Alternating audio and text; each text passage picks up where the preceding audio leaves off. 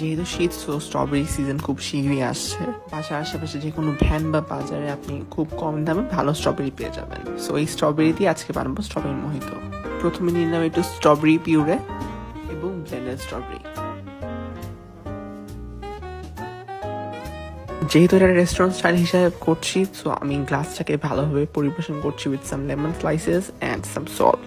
তারপর দিয়ে দিচ্ছি বরফ, কারণ যত ইচ্ছা ঠান্ডা আপনি খেতে চান তা খেতে পারেন। এই শীতের মধ্যে বরফ খাওয়া ঠিক না, কিন্তু তাও যেহেতু ড্রিঙ্কস, সো চলে এটা। এখন লাস্টে আমি দিয়ে দিব স্ট্রবেরি, অথবা সোডাও দিতে পারেন। সোডা যদি ইউজ করেন তাহলে আপনাকে এক্সট্রা সুগার দেওয়া লাগবে। যেহেতু আমি কোনো এক্সট্রা সুগার দিইনি, সো আমি স্প্রাইট ইউজ করেছি। অ্যান্ড নাড়ানোর সময় লেবুটা পড়ে যায় নিচে, কিন্তু পরে ওইটা উঠিয়ে ঠিক করে নিব। এখন প্রপারলি মিক্স করে নেওয়ার পর আমি একটু ডেকোরেট করে নিচ্ছি, অ্যান্ড আমাদের strawberry freezer is ready. So do try this at home and let me know how was your experience.